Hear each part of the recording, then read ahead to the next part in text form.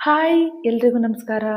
ಇವತ್ತಿನ ಈ ವಿಡಿಯೋದಲ್ಲಿ ನಾನು ಓಟ್ಸ್ ಹಾಗೆ ಬಾಳೆಹಣ್ಣನ್ನು ಉಪಯೋಗಿಸಿ ಪ್ಯಾನ್ ಕೇಕನ್ನು ಹೇಗೆ ತಯಾರಿಸೋದು ಅಂತ ಹೇಳಿ ತೋರಿಸ್ತಾ ಇದ್ದೀನಿ. ಇದು ಈಸಿ ರೆಸಿಪಿ ಅಂತಲೇ ಹೇಳ್ಬೋದು, ಹಾಗೆ ಮಕ್ಕಳು ತುಂಬ ಇಷ್ಟಪಟ್ಟು ತಿಂತಾರೆ. ಹಣ್ಣಾಗಿರುವಂತಹ ಒಂದು ಏಲಕ್ಕಿ ಬಾಳೆಹಣ್ಣನ್ನು ನಾನು ತಗೊಂಡಿದ್ದೀನಿ, ಚೆನ್ನಾಗಿ ಹಣ್ಣಾಗಿರಬೇಕು. ಹಾಗೆಯೇ 4 ಸ್ಪೂನ್ ಆಗುವಷ್ಟು ನಾನು ಓಟ್ಸನ್ನು ತಗೊಂಡಿದ್ದೀನಿ. ನೀವು ಓಟ್ಸ್ ಸ್ವಲ್ಪ ಜಾಸ್ತಿ ತಗೊಂಡ್ರೆ ಬಾಳೆಹಣ್ಣನ್ನು ಸ್ವಲ್ಪ ಜಾಸ್ತಿ ತಗೊಳ್ಳಿ, ಆವಾಗ ರುಚಿ ಇನ್ನೂ ಚೆನ್ನಾಗಿ ಬರುತ್ತೆ.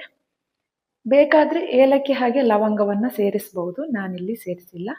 ಇನ್ನೂ ಸಿಹಿ ಬೇಕಂತ ಹೇಳಿದರೆ ನಾನು ಇಲ್ಲಿ ಬೆಲ್ಲವನ್ನು ಸೇರಿಸಿದ್ದೇನೆ. ನೀವು ಖರ್ಜೂರವನ್ನು ನೆನೆಸಿಟ್ಟು ಸೇರಿಸಬಹುದು. ಹಾಗೆಯೇ ಗ್ರೈಂಡ್ ಮಾಡಲಿಕ್ಕೆ ನಾನು ಅರ್ಧ ಕಪ್ ಆಗುವಷ್ಟು ಹಾಲನ್ನು ತಗೊಂಡಿದ್ದೀನಿ. 1 ವರ್ಷದ ಒಳಗಿನ ಮಕ್ಕಳಾದರೆ ನೀವು ನೀರನ್ನು ಉಪಯೋಗಿಸಿ.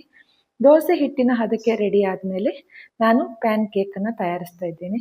ಇದರ ರುಚಿಯನ್ನು ದುಪ್ಪಟ್ಟು ಮಾಡಲಿಕ್ಕೆ 1 ಸ್ಪೂನ್ ಆಗುವಷ್ಟು ತುಪ್ಪನ ಇದ್ರ ಮೇಲೆ ಹಾಕಿ ನೀಟಾಗಿ 2 ಸೈಡು ಬೇಯಿಸಿದ್ರೆ ಪ್ಯಾನ್ ಕೇಕ್ ರೆಡಿ ಆಗುತ್ತೆ. ಮಕ್ಕಳಂತೂ ಬಾಯಿ ಚಪ್ಪರ್ಸ್ಕೊಂಡು ತಿಂತಾರೆ, ಹಾಗೆಯೇ ದೊಡ್ಡವರಿಗೂ ಕೂಡ ಇದು ಇಷ್ಟ ಆಗುತ್ತೆ. ಈ ವಿಡಿಯೋ ಇಷ್ಟ ಆಗಿದ್ರೆ ಶೇರ್ ಮಾಡೋದು ಹಾಗೆ ಲೈಕ್ ಮಾಡೋದನ್ನು ಮರಿಬೇಡಿ. Thank you.